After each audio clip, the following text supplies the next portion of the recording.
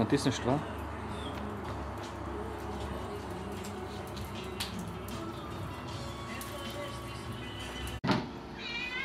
Сача преди употреба се намазва хубаво и обилно с зехтиново масло. Το προϊόν αυτό που βλέπετε, πριν την χρήση του, πρέπει να το αλείψουμε καλά με ελαιόλαδο. Изчаква се 10-15 минути. Θα περιμένουμε 10 με 15 λεπτά για να ποτίσει καλά. Олиото да попие хубаво в порите на самия цап. Πρέπει παντού να πάει το λάδι και να το απορροφήσει. И вече е готов за употреба. Και έπειτα είναι έτοιμο να χρησιμοποιηθεί. Това се прави с цел Αυτό γίνεται με σκοπό храната да не полепва към него το φαγητό να μην μας κολλήσει καθόλου επάνω и играе ролята на импрегниране, самата вода да не попива вътре в него и да наруши самата керамика. και επίσης καλό είναι να το αλείφουμε με λάδι για να μην το νερό που θα πλένεται μετά να μην χαλάσει καθόλου το κεραμικό.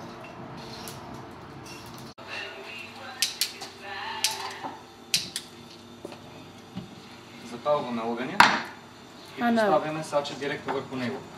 Ανάβουμε το μάτι και βάζουμε κατευθείαν επάνω το προϊόν. Важно е, то е добре да се загрее. Μας νοιάζει να ζεσταθεί πολύ καλά το λάδι που έχει πάνω. През това време нарязваме пилешкото месо. Και μέχρι που να ζεσταθεί κόβουμε το κοτόπουλο σε κομματάκια. Това е. На вече добре загрятия сач Μόλις έχει ζεσταθεί καλά βάζουμε τα κομματάκια. поставяме пилешкото месо.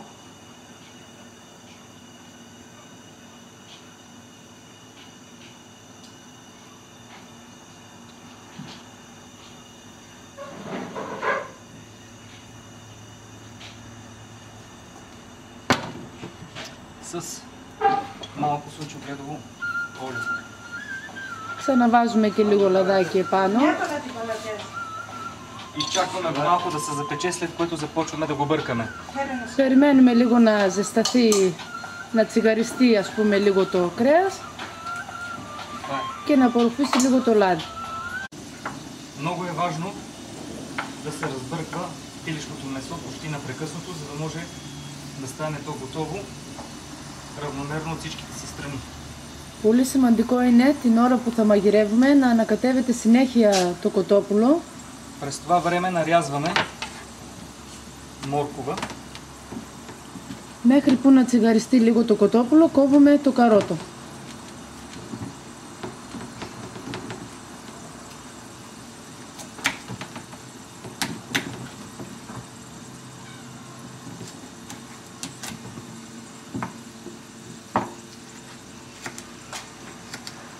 На ето такива купченца.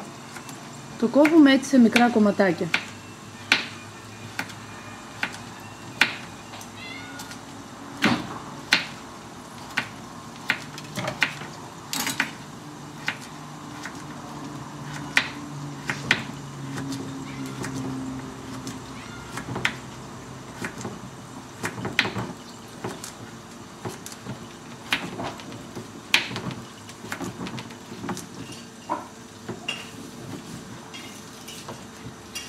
Не забравяме, разбира се, както казах, че пилешкото месо трябва да се връща непрекъснато. Να θυμίσω επίσης ότι πρέπει συνέχεια να κατέβουμε για να μην μας κολλήσει ούτε το κοτόπουλο και να απορροφήσει και καλά και το λαδάκι επάνω.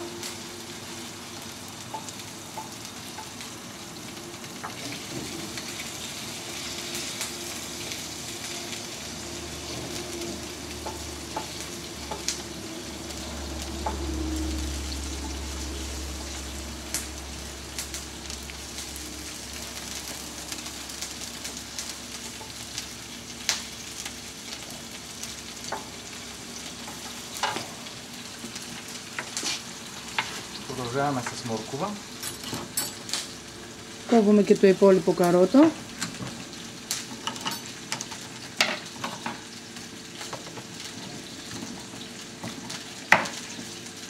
Много е важно да се знае за този съд, още преди много години нашите прадеди са го използвали. Не, че не е имало нещо друго. Старите римляни са използвали съдове от мед, от сребро, но все пак са обичали да си готвят ястията и да ядат точно самата керамика. Να πούμε και δύο λόγια για το προϊόν αυτό, ότι το χρησιμοποιούσαν πριν πολλά χρόνια και οι πρόγονοί μας, όχι γιατί δεν υπήρχαν άλλα σχέδια, αλλά γιατί ήταν η κεραμική την προτιμούσαν για πιο υγιεινό και να παραμένει η γεύση και οι βιταμίνες όλα επάνω στο φαγητό. Не, за друго не знаели се, чувствали сами по себе си, че като се хранат и готвят в такъв вид съдове, се чувстват много по-добре здравословно. Και ήξεραν και οι ίδιοι ότι το να μαγειρέψει κανείς σε κεραμικό επάνω είναι πολύ πιο υγιεινό. Защото в такъв тип съдове, като керамиката,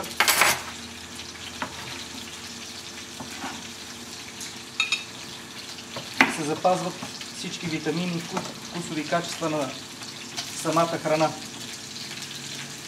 Και όλη η γεύση παραμένει μέσα στο φαγητό, δεν αλλάζει καθόλου και τρώμε και πιο υγιεινά.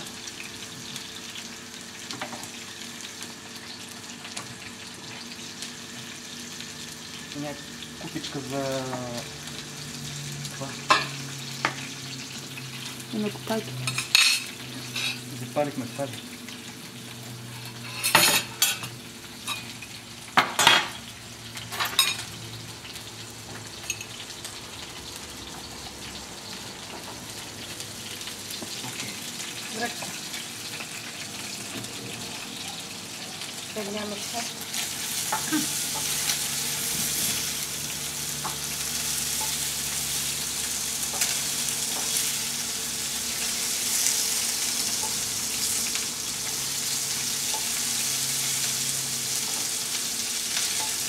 Ανακατεύουμε ξανά για να μην μας κολλήσει το κοτόπουλο.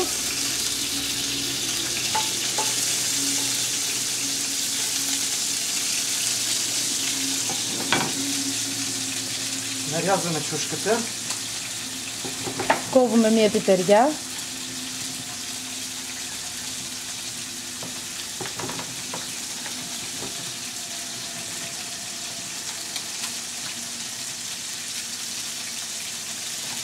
Είναι ένα κουκκίνце като моркова. Όπως και το καρότο σε μικρά κομματάκια.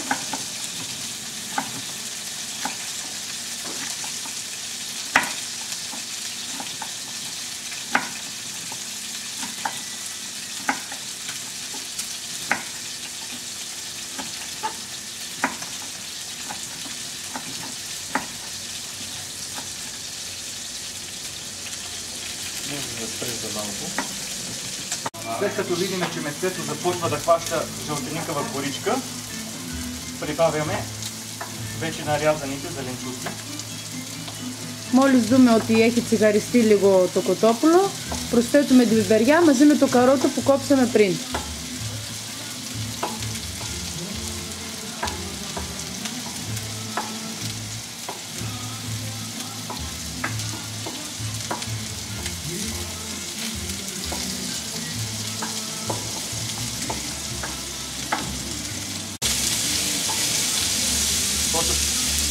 Разбъркваме добре вече месото с зеленчуците. Ανακατεύουμε καλά το κοτόπουλο μαζί με τα λαχανικά.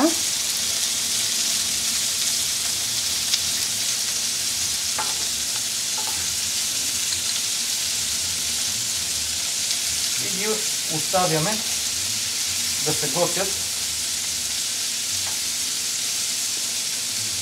сами.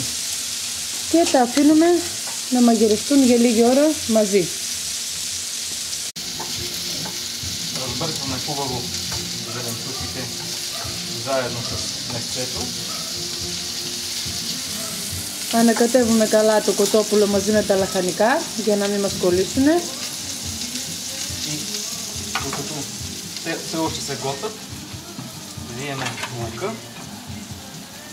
μέχρι που να τσιγαριστούν μαζί και τα λαχανικά, κόβουμε και το κρεμμυδάκι σε μικρά κομματάκια. И ние го горежим малко по-наедро, защото, както знаеме, лукът е зеленчук, който се свива и се свива. Το κρεμμύδι είναι καλό να το κόψουμε σε λίγο πιο μεγάλα κομματάκια, γιατί ξέρουμε ότι μαγειρεύοντας το μαζεύει το κρεμμύδι.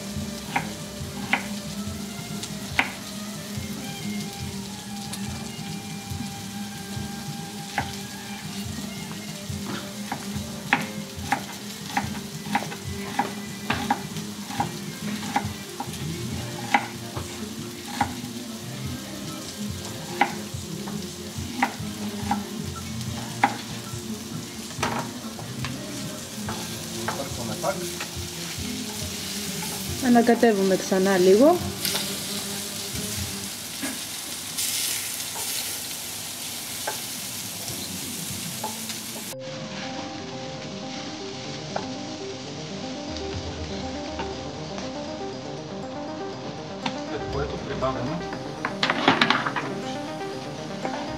Προσθέτουμε και το κρεμμύδι μαζί.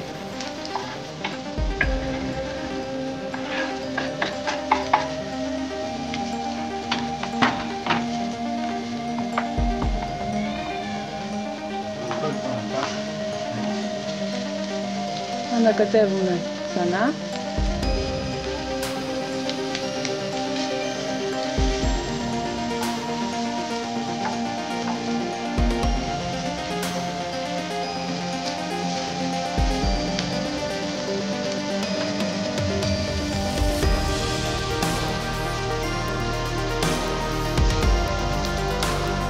След което имаме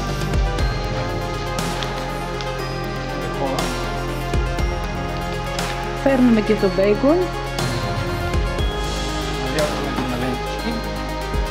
Το κόβουμε σε ψηλές λωρίδες.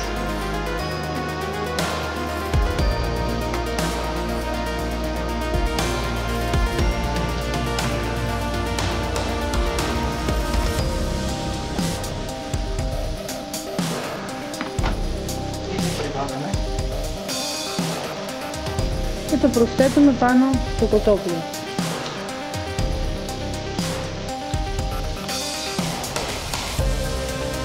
бъркаме отново. Ανακατεύουμε ξανά λίγο.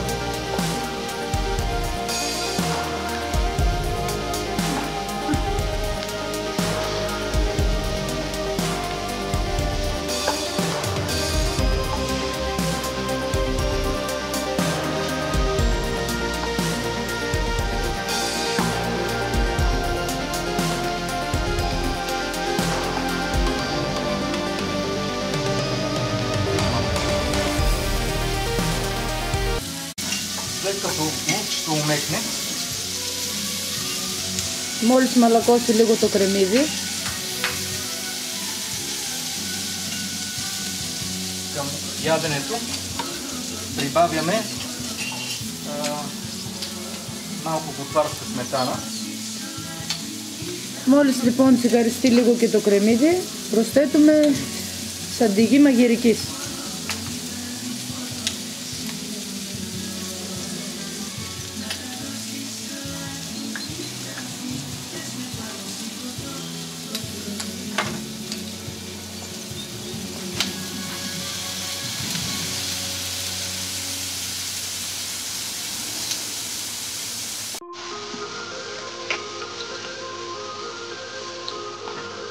Разбъркваме пак добре. Μόλις βάλουμε τη σαντιγί, ανακατεύουμε καλά πάλι.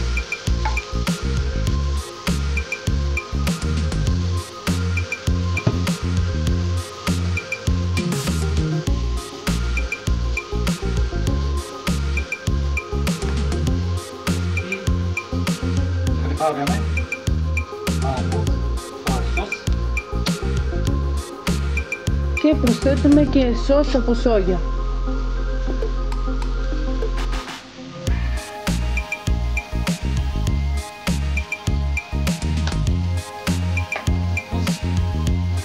Για να πάρει λίγο γεύση το φαγητό.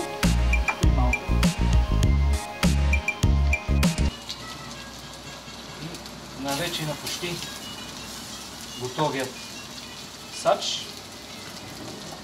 Нарязваме.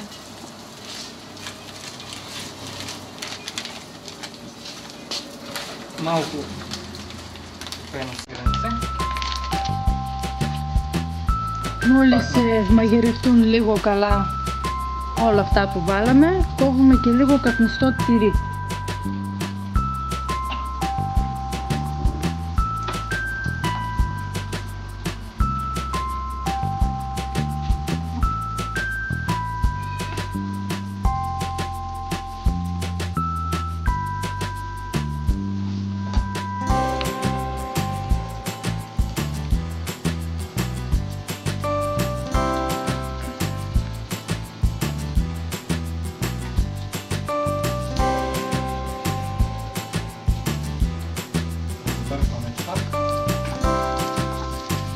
Το βάζουμε μέσα στο φαγητό και ανακατεύουμε καλά.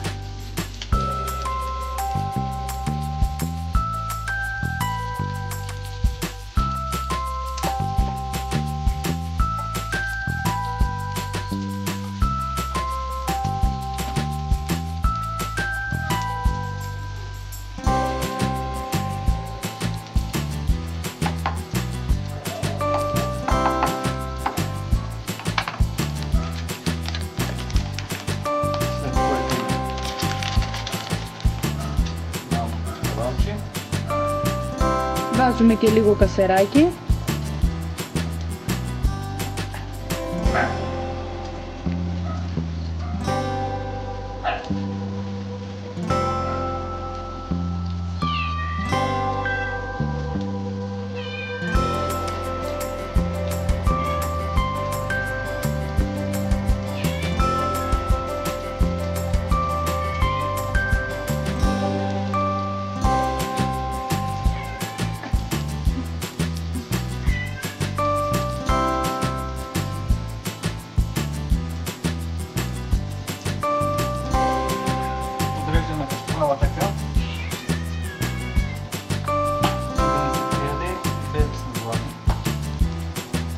Βάζουμε το κασέρι παντού επάνω ομοιόμορφα για να λιώσει.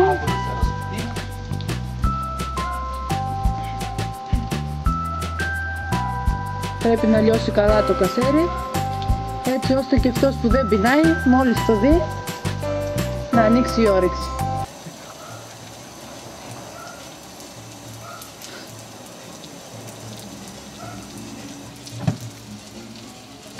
И ястието вече е готово. Και το φαγητό μας είναι έτοιμο.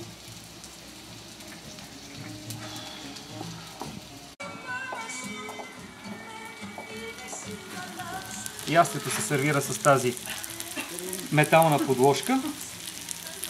И хубавото на този съд е, че ще поддържа вашето ястие цялата вечер топло и то няма да изтине. Приятен апетит! Το καλό με το σκεύος αυτό είναι ότι έχει και τη βάση του, στην οποία μπαίνει επάνω και κρατάει πολύ ζεστό το φαγητό. Καλή σας όρεξη!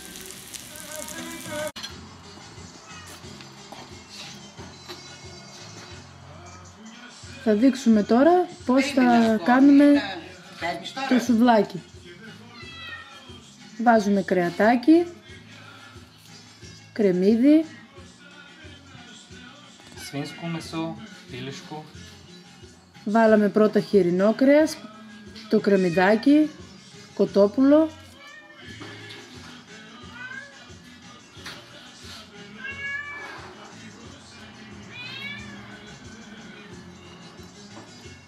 Πράσινη πιπεριά και ξανά χοιρινό κρέας.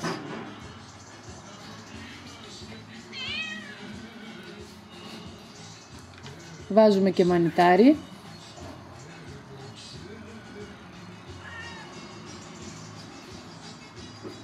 Ξανά κοτόπουλο, κρεμμυδάκι.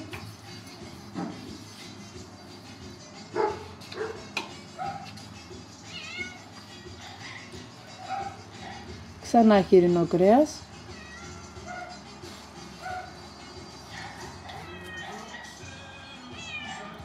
Πράσινη πιπεριά.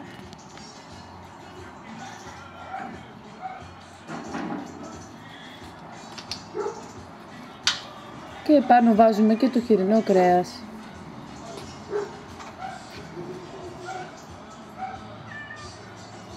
Ρίχνουμε από πάνω ελαιόλαδο. Αλάτι.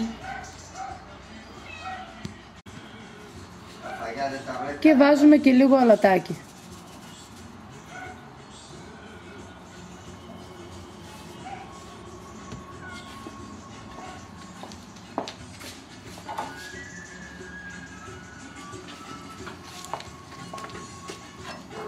Το βάζουμε πάνω στη σκάρα μας και το αφήνουμε να ψηθεί.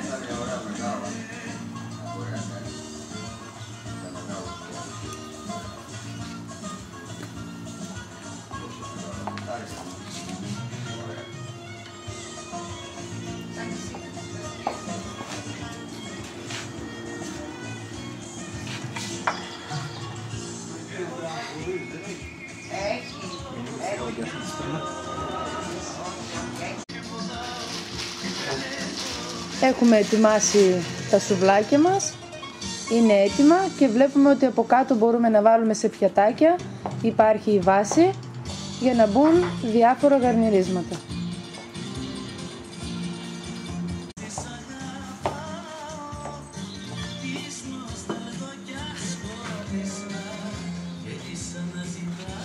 Να zdravie. Και αυτό είναι το σουβλάκι μας που είναι για ένα άτομο.